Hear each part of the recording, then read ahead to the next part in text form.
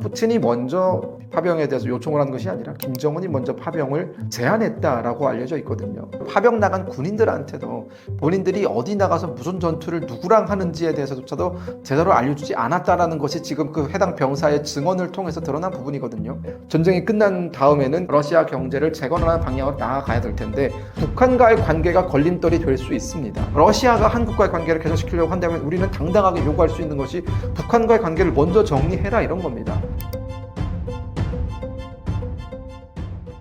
네, 안녕하세요. 평양에서 온 김금혁입니다. 현재는 채널A랑 그리고 TV조선에서 북한 관련 시사평론을 주로 진행하고 있습니다. 반갑습니다. 북한의 러시아 파병 배경과 북한의 의도는 무엇일까요? 이제 북한군이 본격적으로 투입되기 시작한 게 이제 작년 11월쯤에 이제 러시아 쿠르스크 전선에 등장을 했고, 약 1월부터 이제 한 달이 아직 안 됐습니다. 1월부터 본격적으로 북한군의 어떤 전투 투입이 가시화되고 있는데요. 그 전으로 거슬러 올라가 보면 작년 8월에 러시아의 푸틴 대통령이 북한을 방문해서 군사동맹에 준하는 그런 전략적 동반자 관계를 맺지 않았습니까? 전략적 동반자 관계의 사조에 들여다보면 양국이 전쟁에 돌입하게 된다면은 가지고 있는 가용 가능한 모든 수단을 총동원해서 돕는다라고 되어 있거든요. 그러니까 그 조항을 놓고 많은 전문가들이 이것은 사실상 군사 동맹이다라고 평가를 하고 있고요. 아마 그때부터 이 북한군의 투입은 어느 정도는 기정사실화 되었다라고 볼 수 있고, 최근에 밝혀진 데에 따르면 푸틴이 먼저 김정은에게 파병에 대해서 요청을 한 것이 아니라 김정은이 먼저 파병을 제안했다라고 알려져 있거든요. 자, 여기에서 우리가 좀 주목해야 되는 포인트는 누가 더 급했냐라는 겁니다. 북한이 더 급했냐, 푸틴이 더 급했냐. 얼핏 봤을 때는 현재 러시아가 지금 전쟁을 치르고 있고, 또 정말 70만 명에 달하는 러시아 병사들이 죽거나 사상당했기 때문에 러시아는 그 전투력의 손실이 어마어마하거든요.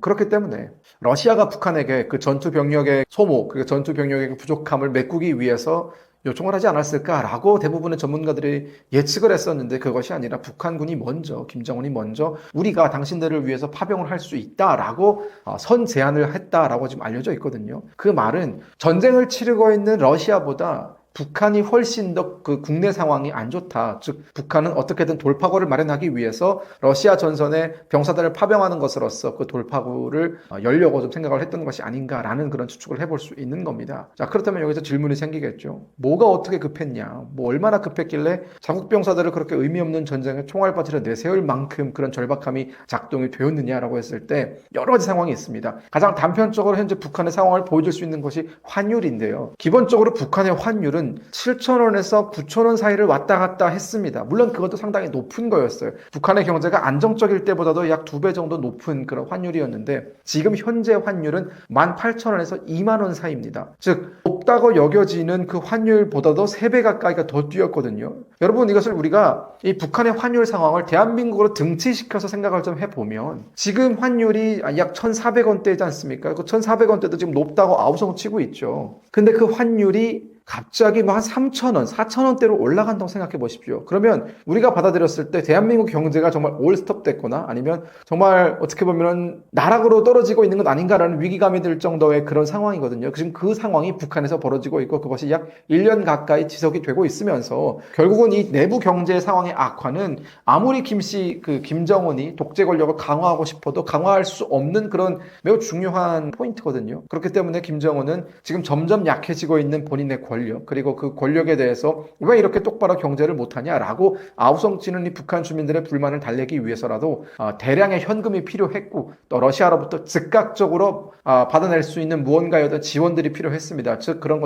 이런 것들을 내가 받아왔다라고 북한 주민들에게 성과로 보여줄 수 있는 매우 즉각적인 조치들이 필요했다는 것이고요. 그렇기 때문에 그 수단으로서 파병을 선택했을 가능성이 상당히 높다라고 저를 포함한 전문가들이 좀 분석을 하고 있는 것 같습니다. 그렇죠. 이게 뭐 단순히 얘기하면 그렇게 이해할 수 있는 것이고요. 구체적으로 좀 심도 있게 말씀을 드리면, 실질적으로 지금 우크라이나 전쟁에 북한이 개입을 하고 나서 많은 국제사회가 우려하다시피 또 북한이 병사들을 보내기 이전부터 개입은 해왔습니다. 무기 수출이라든가 지금 현재 러시아군이 사용하고 있는 포탄의 약 30% 정도가 북한산이거든요. 그리고 러시아가 발사하고 있는 탄도미사일의 60% 가까이가 심지어 북한에서 보내준 겁니다. 이미 확인이 된 바들이거든요. 그리고 러시아군이 사용하는 뭐 소총화기라든가 뭐 총알이라든가 포탄이라든가 정말 많은 부분에서 북한은 이미 러시아를 돕고 있습니다. 그러면서 북한은 매우 쏠쏠한 현금을 챙겼고, 또 러시아로부터 다양한 군사 기술들을 넘겨받고 있거든요. 북한이 올해 들어서서 발사한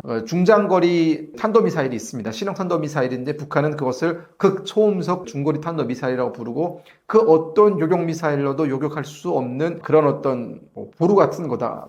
북한이 설명을 하는데 그 북한이 과연 그 미사일 기술을 어디서부터 얻었을까를 우리가 좀 곰곰이 생각해 봤을 때 작년 11월, 12월쯤에 러시아가 해당 미사일과 매우 비슷한 기종의 미사일을 우크라이나의 드니프로에 시험 발사한 적이 있거든요. 그때의 그 미사일의 궤적과 또 그 재원과 상당히 비슷한 유사한 미사일을 북한이 이번에 발사 시험을 했습니다. 그렇기 때문에 북한이 지금 미국과 한국을 위협할 수 있는 상당히 질 좋은 무기 또 그리고 그런 무기 기술들을 러시아로부터 제공받고 있는 건 아니냐라는 의심이 들 수밖에 없는 대목인 것이죠. 러우 전쟁 참여로 인한 북한 내부의 분위기 변화는 어떤가요? 현재까지 우리가 북한 내부의 분위기가 정확히 어떻다라고 가져올 수 있는 객관적인 정보는 좀 부족한 편입니다. 그렇기 때문에 추론해서 말씀드릴 수밖에 없다라는 점에 대해서 먼저 말씀을 드리고요. 북한 내부의 분위기에 대해서는 사실 이 북한과 통화가 되는 그런 북한 인권단체들의 어떤 정보가 굉장히 중요한데 그들의 그 보고에 따르면 그러니까 그들이 지금 어떻게 보면은 북한에 있는 그들과 연락이 닿고 있는 휴민트랙에 전화 통화를 해서 얻은 정보를 종합해서 이제 발표를 하고 있거든요. 알 사람들은 다 안다라는 겁니다. 북한 당국이 공개적으로 북한의 러시아 파병에 대해서는 언급을 하지 않고 있지만 심지어 그 가족들한테도 그 사실을 숨기고 있지만 이건 사실 어마어마한 정보기 때문에 그리고 한 120명, 한 200명 보낸 게 아니라 2,000명을 보냈기 때문에 그 12,000명 가족들의 입을 모두 틀어막을 수는 없는 노릇이고요. 그리고 지금 이 북한군 파병이 국제적으로 굉장히 핫한 이슈 아닙니까? 그렇기 때문에 해외에 나가 있는 북한 외교관들이라든가 외화벌이 일꾼들이라든가 이런 사람들은 이미 관련된 정보를 충분히 접하고 있습니다. 이들의 입을 통해서도 지금 북한 내부에 다양한 어떤 정보가 들어가고 있다라는 것이고 그 해당 소식을 접한 북한 주민들 특히나 이 가족들 입장에서는 억장이 무너진다라는 표현이 들릴 만큼 지금 상당히 어수선한 상황입니다. 그럴 수밖에 없는 게 우크라이나 전쟁에 북한군이 개입한다라는 것은 사실 단 요만큼의 그 명분이라든가 당위성이라든가 그런 것들이 전혀 없거든요. 왜 그 먼 나라까지 가서 북한과 그 어떠한 적대적인 관계에 있지도 않았던 우크라이나와 왜 전쟁을 치러야 되느냐. 그리고 그 전쟁을 치르는 것이 우크라이나와 북한 사이의 관계가 갑자기 악화되어서 두 나라 사이의 문제 때문에 전쟁을 하는 것이 아니라 오로지 러시아와 우크라이나의 관계 속에서 북한이 일방적으로 러시아의 편을 들면서 러시아 편에서 이제 전쟁에 참여하는 것인데 북한 군 입장에서는 본인의 목숨을 바쳐가면서까지 왜 내가 러시아를 위해서 싸워야 되는지에 대해서 도무지 이해할 수 없는 그런 현상이 일어나고 있거든요. 그것은 마찬가지로 파병된 그 가족들한테도 똑같이 그런 영향이 전해지는 것이고요. 저는 그렇기 때문에 이 사실이 조금 더 보편적으로 북한 사회에 알려지게 될 경우 나타날 수 있는 그 내부 동요라든가 불만이라든가 혹은 그 불만과 동요를 넘어서서 분노라든가 그런 것들은 과연 북한 당국이 어떻게 잘 막아낼 수 있을지 상당히 궁금합니다. 북한과 러시아 관계에 대해서는 어떻게 생각하시나요? 단편적으로 봤을 때 북러 관계는 현재의 그 공고함을 유지할 가능성이 있습니다. 하지만 문제는 우크라이나 전쟁이 끝나면 그 이후에 벌어진 상황이거든요. 일단 러시아는 우크라이나 전쟁이 끝난 이후에 가장 필요한 것이 경제의 재건입니다. 이 전쟁이 지금 2022년부터 시작해서 2022년 2월에 일어났죠. 2022년부터 시작해서 약 지금 2년 넘게 전쟁이 지금 시작되고 있는데 그러다 보니까 러시아의 경제도 상당히 큰 타격을 입었습니다. 유엔이라든가 또 EU라든가 국제사회로부터 다양한 제재를 받고 있고 또 러시아는 지금 아시는지 모르겠지만 러시아의 안에 있는 그 인플루언서들은 영상을 만들거나 콘텐츠를 제작할 때 구글로부터 그 어떤 광고비도 받지 못합니다. 여러분 유튜브에 들어가 보시면 딱 그렇게 뜨거든요. 러시아에서 제작되는 모든 콘텐츠에는 광고비를 붙이지 않습니다 라고 나오고 있거든요. 그만큼 다양한 각도 또 맥도날드라든가 KFC라든가 이런 글로벌 기업들이 다 러시아에서 철수하고 있고 나이키라든가 아디다스라든가 이런 글로벌 기업들도 러시아의 내 매장을 대폭 축소하고 있고 등등 상당히 거센 압박을 받고 있죠. 그렇기 때문에 전쟁이 끝난 다음에는 그런 어떤 압박에서 벗어나서 러시아 경제를 재건하는 방향으로 나아가야 될 텐데 그러기 위해서 필수적인 조건은 전쟁 때문에 망가진 그 관계들 EU 국가들과의 관계라든가 아시아 국가들과의 관계라든가 일본, 한국과의 관계라든가 이런 것 등에 대해서 복원시킬 필요가 있습니다. 그런 나라들과 세계 경제에 어마어마한 영향력을 미치고 있는 나라들과 여전히 단절된 채 러시아가 경제를 복구시킬 수 있는 방법은 없거든요. 있거든요. 그렇다면 이 북한과의 관계가 걸림돌이 될 수 있습니다. 특히나 한국, 일본 같은 경우에는 러시아와 뭘 하고 싶어도 북로가 저렇게 밀착 관계에 있으면 부담스럽거든요. 그렇기 때문에 러시아가 한국과의 관계를 개선시키려고 한다면 우리는 당당하게 요구할 수 있는 것이 북한과의 관계를 먼저 정리해라 이런 겁니다. 자, 그렇다면 그런 요구 조건을 받아든 러시아 입장에서는 무엇이 중요할지에 대해서 그때는 선택을 내려야 됩니다. 즉 전후 이 경제 복구가 중요한지 아니면 그 거지 같은 북한과 여전히 좋은 관계를 유지하면서 국제사회로부터 따가운 눈총을 받는 것이 중요한지 이 부분에 대해서 결정을 내려야 되는데 저는 사실 상식적이고 일반적인 생각을 하는 지도자라면 어떤 것이 선후인지에 대해서는 충분히 결정을 내릴 수 있다고 보거든요. 그렇게 되면 북한은 이제 닥쳤던 게 지붕 쳐다보는 격이 되겠죠. 북한의 전쟁 참여가 국제사회에서 북한의 위치나 제재 문제에 어떤 영향을 줄 것이라고 보시나요?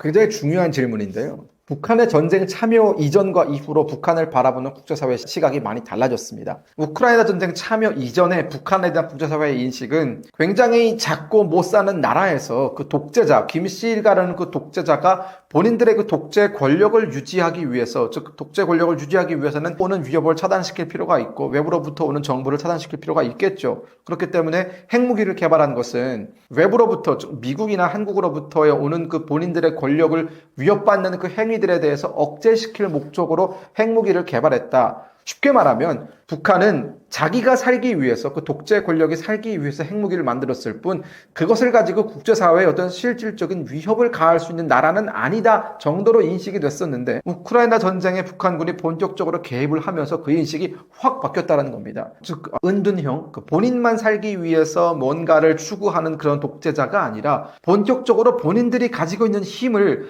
국제사회에 투사할 수 있는 그런 공격적인 성향을 가지고 있는 나라가 바로 북한이다. 지금이야 북한이 12,000명, 앞으로 뭐 더 얼마 정도를 추가 파병할지 모르겠지만 병력을 보내고 재래식 무기를 전쟁에 투입하는 식에 그칠지 모르겠지만 핵무기를 가지고 있는 이 위험한 북한이 만약 이 핵무기를 가지고 국제사회와 대적하려 든다면 그때 가서 국제사회는 상당히 북한을 매우 강대한 적 혹은 매우 위협적인 적으로 인식할 가능성이 높고 이미 충분히 그 단계에 와 있다라고 말씀드릴 수 있습니다. 또 한 가지는 특히나 EU 국가들 입장에서는 나토 국가들 입장에서는 여러분 잘 생각하셔야 되는 게 유럽이 동아시아 국가로부터 직접적인 침략을 받은 게 몽골입니다. 그러니까 몽골 전쟁, 몽골의 침략 이후에 처음으로 동아시아 국가로부터 그냥 동아시아 국가가 아니라 아시아 국가로부터 유럽 영토에 대한 침략을 당한 것이 지금 1000년 만이거든요. 그렇기 때문에 유럽 국가들이 느끼고 있는 그 공포라든가 혹은 분노는 우리가 상상하는 이상입니다. 즉 북한 같은 불량배 국가, 유럽이 굉장히 무시했던 그 불량배 국가가 감히 우크라이나 영토에 들어와서 침략 행위를 벌이고 있다는 것에 대해서 지금이야 우크라이나와 싸우고 있지만 만약 그 러북 밀착 관계가 앞으로도 지속된다면 폴란드라든가 라트비아라든가 리투아니아라든가 이런 발트산 국가들이 느끼는 위협은 러시아에 대해서 느끼는 위협과 북한에 대해서 느끼는 위협이 똑같이 진행될 수밖에 없거든요. 그렇기 때문에 나토 국가들, 지금 폴란드나 이런 발트산국은 다 나토 국가 아닙니까? 그 나토 국가 입장에서는 저 북한의 그 잘못된 야욕을 꺾어 넣을 필요가 있다라는 그런 생각을 들게 만드는 것입니다. 현재 우크라이나에서 북한군이 생포되었는데 전쟁이 아닌 훈련으로 알고 있었다는 진술에 대한 배경을 어떻게 생각하시나요? 일단은 진술이기 때문에 우리가 그 진술 그 자체로 받아들여야 된다라는 부분이 있고요. 그리고 이런 겁니다. 그러니까 지금 우리가 북한이 파병 가족한테도 파병 사실을 알리지 않고 있지 않습니까? 심지어 파병 나간 군인들한테도 본인들이 어디 나가서 무슨 전투를 누구랑 하는지에 대해서조차도 제대로 알려주지 않았다라는 것이 지금 그 해당 병사의 증언을 통해서 드러난 부분이거든요. 이유가 뭐겠습니까? 우크라이나에 가서 러시아 군과 함께 편을 모아서 우크라이나 군과 싸운다라는 소식을 매우 디테일하게 구체적으로 북한 병사들한테 알려졌을 때 무슨 생각이 들까요? 내가 왜 거기 가서 싸워야 되지? 라는 생각이 먼저 들지 않겠습니까? 그런 동료를 미리 차단하기 위해서 이런 말을 했다고 하죠. 실전 같은 훈련을 하기 위해서 보낸다. 그래서 이제 병사들이 도착해서 약 1월 3일에 그 병사가 도착을 했다고 하는데 1월 3일 도착하자마자 실전 같은 훈련상이 어디 있습니까? 그냥 생실전이었고요. 우크라이나 드론에 무방비로 노출되면서 같이 있던 병사들이 다 부상당하거나 다 죽고 그 가운데서 운신을 할 수 있는 사람들은 도망쳤고 본인은 버려진 거 아닙니까? 버려진 상태에서 3일에서 약 5일간을 방치되어 있다가 우크라이나 군에 의해서 구조된 거거든요. 어떻게 보면은. 저는 그렇기 때문에 그런 상황이, 그런 현상이 지금 일개 이 병사한테만 일어나고 있는 것은 아닐 것이다. 2,000명 모두가 아마 비슷한 상황에서 지금 총알바지로 내몰리고 있는 것은 아닌가라는 그런 생각이 들 수밖에 없습니다. 김주애를 후계자로 내세우는 가장 큰 이유는 무엇일까요? 매우 명확합니다. 김주애밖에 후계자감이 없기 때문이에요. 일각에서는 김정은에게 아들이 있다라는 얘기를 많이 하고 또 다수의 전문가들은 아들이 있고 숨겨져 있고 어디선가 공부를 하고 있고 김주애는 얼굴마담이다, 내세우기다. 나중에 아들이 장성하면 이제 김주애의 자리를 아들이 꿰찰 것이다 라는 분석을 많이 합니다. 저는 하지만 그 분석이 모두 틀렸다에 좀 더 비중을 둡니다. 이유는 간단하죠. 우리가 북한 체제를 분석할 때 가장 자세하게 들여다봐야 되는 것이 노동신문과 조선중앙TV입니다. 북한 당국의 입이라고 할 수 있는 그런 매체들이거든요. 조선중앙TV에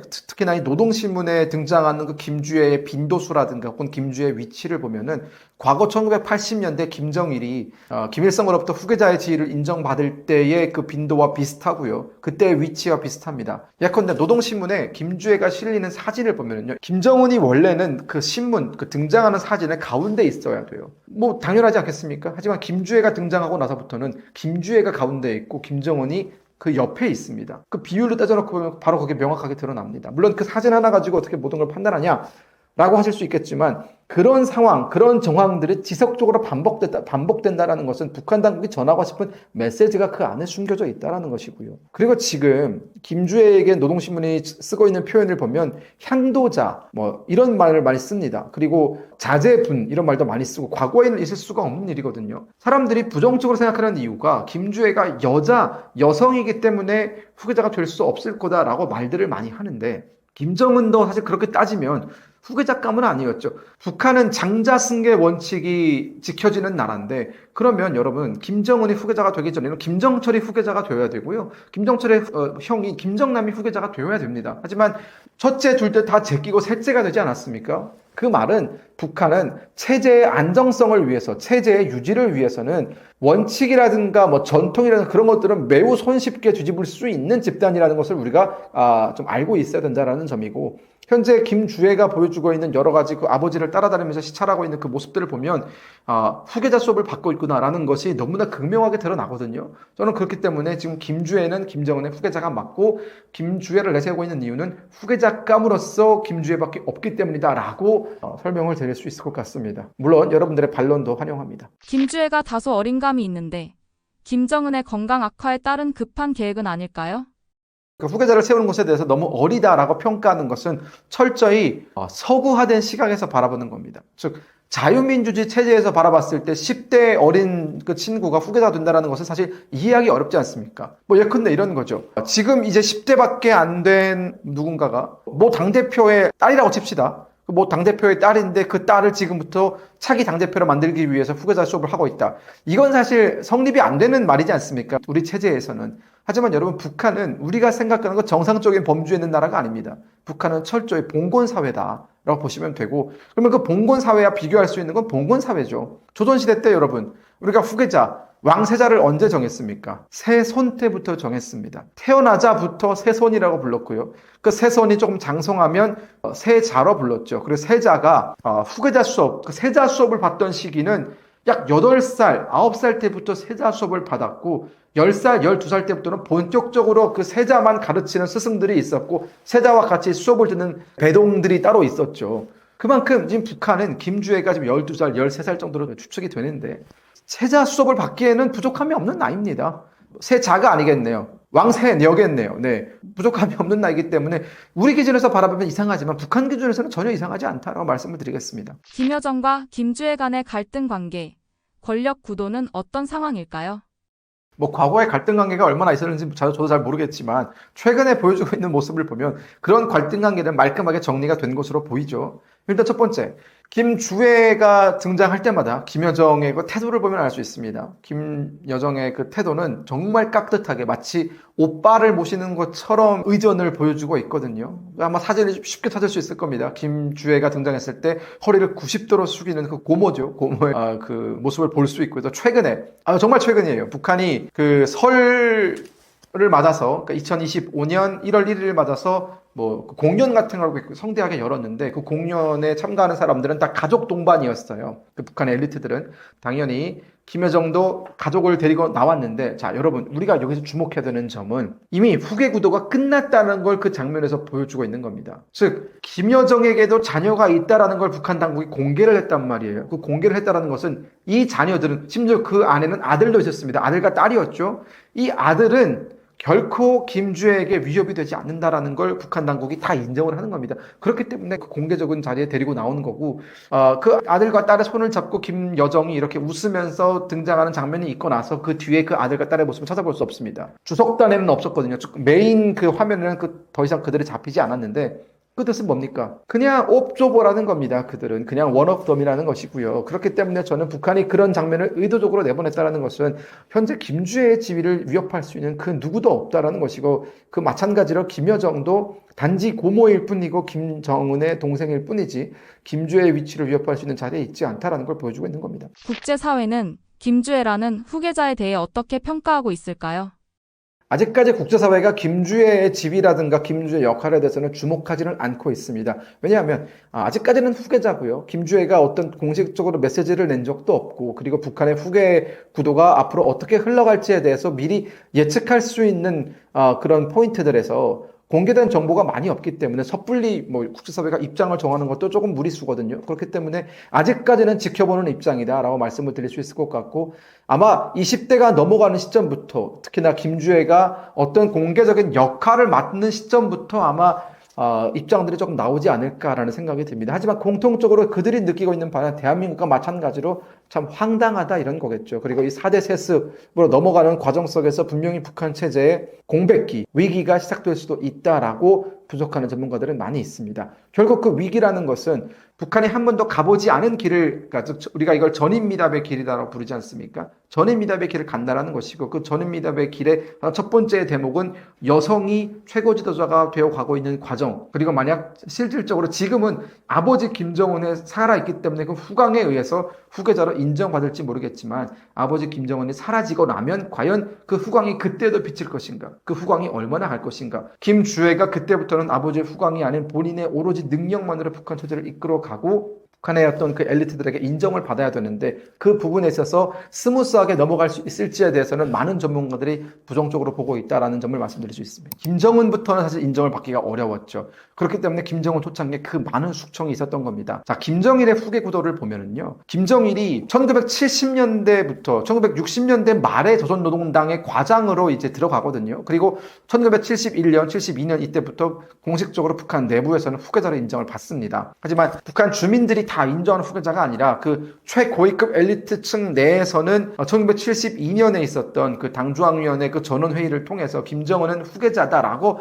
어느 정도 정해지거든요. 그리고 또 74년에 다시 한 번 더 그게 정립이 됩니다. 그리고 북한 주민들에게 공개적으로 모습을 드러낸 게 80년이에요. 80년 조선노동당 제6차 당대회 때 공개적으로 김정은의 모습이 공개가 되거든요. 그 얼굴이. 그러면 왜 그 8년이라는 시간 동안 공개를 하지 않았을까? 를 보면 그 8년이라는 시간 동안은 북한 내 고위 엘리트들에게 김정일이 인정을 받는 단계였습니다. 즉 당중앙위원회에 들어가서 선전선동부에서 일을 하면서 본인의 능력을 보여주었고, 그 결과물을 보여주었고, 그 성과를 내면서 일단 첫 번째로 엘리트들에게 인정을 받았고요. 어느 정도 그 작업이 마무리되니까 이제 주민들에게 공개를 한 것이죠. 그 과정이 수년이 걸렸습니다. 또한 80년에 후계자로 인정을 받았다 할지라도 공식적으로 최고 지도자의 자리에 오른 건 95년 아닙니까? 94년 김일성 사후 이제 어떻게 보면은 그 장래 기간이 끝나고 95년부터 실질적으로 김정일이 북한의 최고 지도자가 됐어요. 자, 그러면 몇 년의 시간이 걸렸죠? 72년부터 95년까지는 20년이 넘는 시간이 걸렸습니다. 그 20년이 넘는 시간 동안에 북한의 엘리트들 중에 김정일의 그 능력에 대해서 혹은 김정일의 그 지휘에 대해서 의문을 가진 사람은 없었다라고 봐야 합니다. 그러나 김정은은 아무런 준비가 되어 있지 않던 상황에서 갑자기 2009년에